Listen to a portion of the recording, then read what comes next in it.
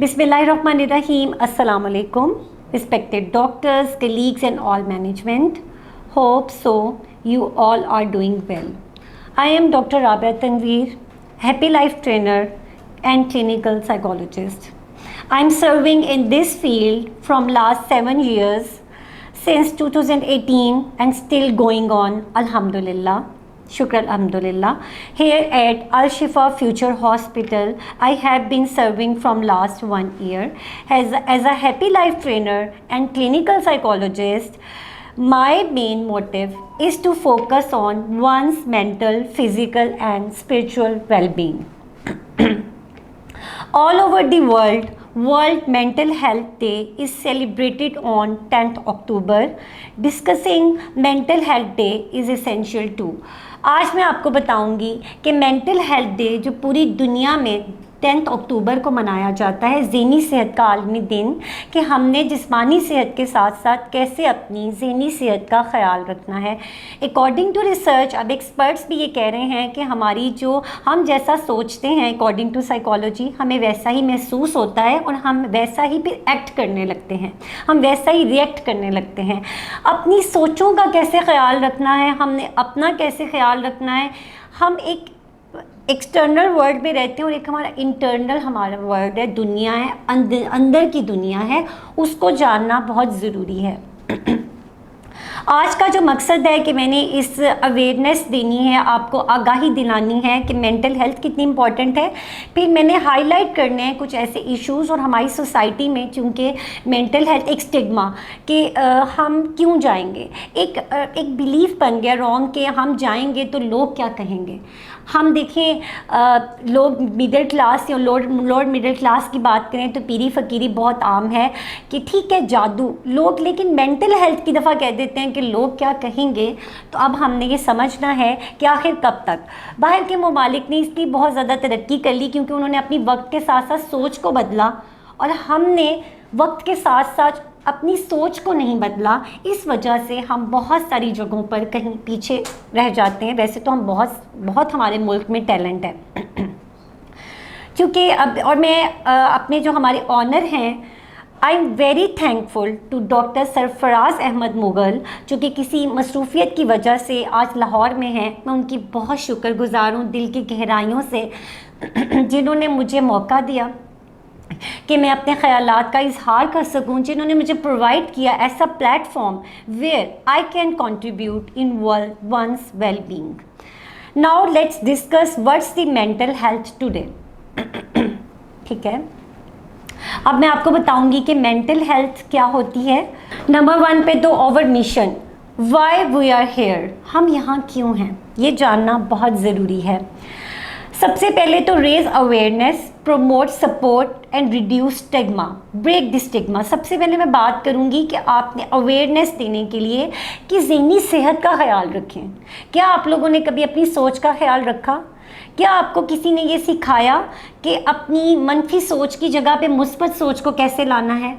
मनफी सोचते रहने से आप किस हद तक आपकी शख्सियत डैमेज हो जाती है कि अब तो अकॉर्डिंग टू रिसर्च की बहुत सारी बीमारियां, कैंसर, हाइपरटेंशन, शुगर, बहुत सारी जिस्मानी बीमारियों की रूट कॉज जड़ फाइंड की गई, तो वो थी स्ट्रेस, टेंशन।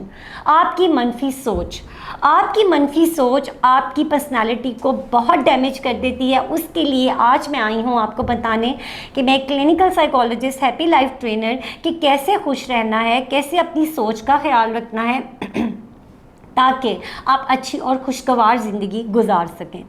ठीक है, हमने एक दूसरे की सपोर्ट करनी है। ठीक है, हमने प्रोफेशनल सपोर्ट ढूंढनी है, हमने किस एक्सपर्ट के पास जाना है, वो हम आज आपको बताने आए हैं। रिड्यूस स्टिग्मा, अब स्टिग्मा मीन्स कि अब सोसाइटी में ना इसको ख़त्म कर दें कि हम अगर साइकोलॉजिस्ट के पास जाएंगे तो हम कोई पागल है। नहीं, हर नॉर्मल पर्सन को ज़रूरत होती है प्रोफेशनल हेल्प की। अकॉर्डिंग टू रिसर्च कि अब तो आपको कोई बड़ा मसला नहीं भी है ना, तो आपने फिर भी मंथ में 1-2 दफ़ा जाना है साइकोलॉजिस्ट के पास, एक प्रोफेशनल ट्रेन पर्सन के पास, जो आपको फिर से सिखाएंगे कि आपने नेगेटिव नहीं सोचना, आपने कैसे अपने अंदर पॉजिटिविटी लानी है।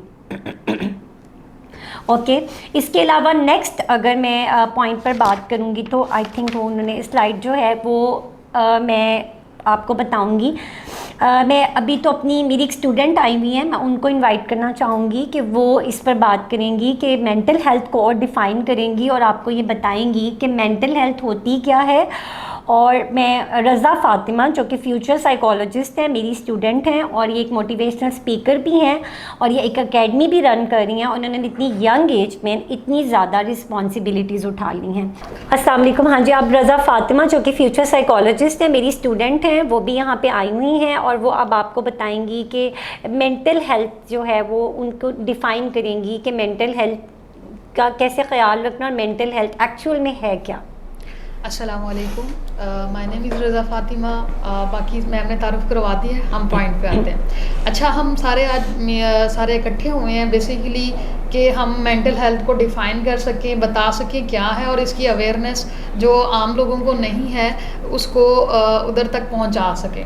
अच्छा जी, फ़र्स्ट ऑफ़ ऑल हम जानेंगे कि मेंटल हेल्थ क्या है। सारे बात कर रहे हैं मेंटल हेल्थ। हमारे पास देखिए जी, दो कैटेगरी हैं। एक है ब्रेन, जो फिज़िकल एम्पेयरेंस का नाम है, जो आप लोग देख सकते हैं, न्यूरो में भी पढ़ते हैं, ठीक है। और दूसरी एक अलग सी चीज़ है माइंड, जो दिखता नहीं है लेकिन उसके ज़रिए ही सारे काम हो रहे हैं, ठीक है जी। अब इसमें हमारे पास जो कनेक्शंस हैं, हमारे पास इसमें इमोशनल आ जाएगा, साइकोलॉजिकल आ जाएगा, वेलबींग और सोशल। यानी हम अपने दोस्तों, अपनी फैमिली, अपने घर वालों के साथ, दोस्तों के साथ, एकेडमिकली अपनी जो फंक्शनिंग है डेली लाइफ, उनको हम कैसे देख रहे हैं।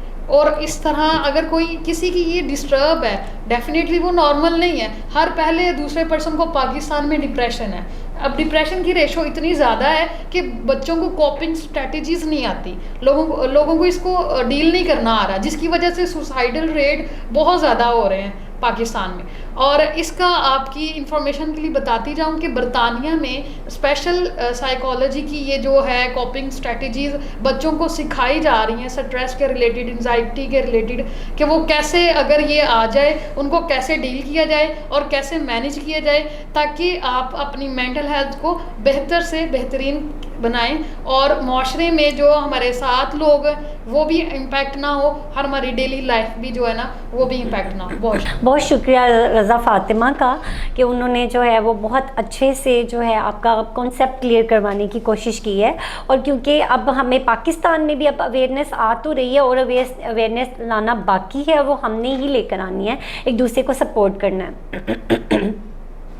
मैं एक वाक़या शेयर करना चाह रही हूँ, क्योंकि जब ये मेंटल हेल्थ डे आ रहा था तो मैंने डॉक्टर सरफराज अहमद मुगल, जो मेरे टीचर हैं, मेंटोर, हमारे यहाँ के जो CEO हैं, मैं उनसे डिस्कस किया कि सर आजकल बड़े ऐसे केसेस आ रहे हैं, जो कि एक केस मैंने यहीं पे अभी देखा है 2-3 दिन पहले, क्योंकि एक मदर, हम चूँकि एक सीक्रेट का भी ख्याल हमने रखना होता है उनका।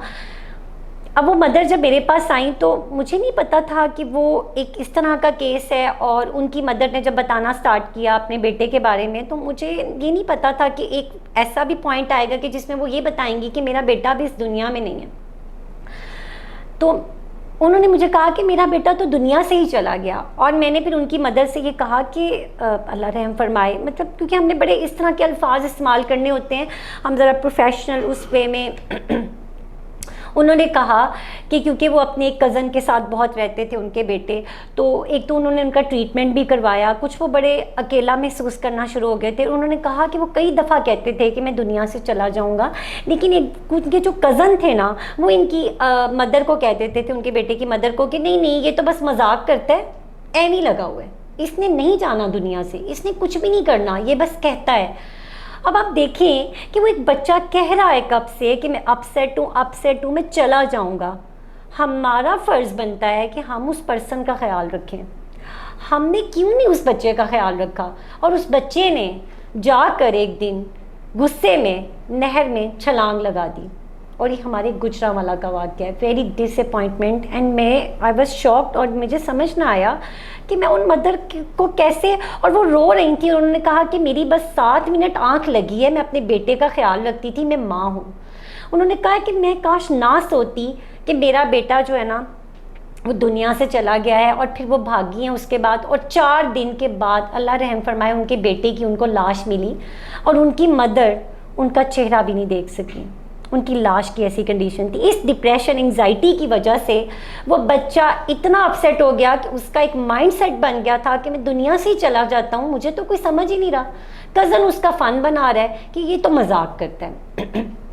प्लीज़ आपके इर्द गिर्द अगर कोई ऐसी लड़की, ऐसा बच्चा, लड़का, आपका कोई कज़न बार बार कंप्लेन कर रहा है कि मेरी बात सुने, मेरी हेल्प करें, हम सब की क्या जिम्मेदारी है? कोई आप में से बताएगा? हमें उसको एक तो सुनना चाहिए, दूसरा एक तो उसको वक्त देना चाहिए, तीसरा फिर उसको प्रोफेशनल हेल्प के लिए भेजना चाहिए कि आए, हम आपको लेकर जाते हैं, या हम आपको किसी अच्छे साइकोलॉजिस्ट प्रोफेशनल का नंबर बताते हैं, जाएं। वो एक ऐसे पर्सन है जो आपकी सारी बातें बिना जज किए सुनेंगे और वो किसी को नहीं बताते। तो ये हम सबकी जिम्मेदारी है। ओके, इस वाक्य को बताने का मकसद है कि हमने एक दूसरे का ख्याल रखते हैं, हम जैसा सोचते हैं हमें वैसा महसूस होता है। इसका मतलब है कि वेरी डिसअपॉइंटमेंट कि हम में से हम सब बता ही नहीं पा रहे एक दूसरे को। अब ये टीचर्स की, एक्सपर्ट्स की, आप सबकी जिम्मेदारी है कि आप सब एक दूसरे का ख्याल रखें। Al Shifa Future Hospital. We offer more than your imaginations.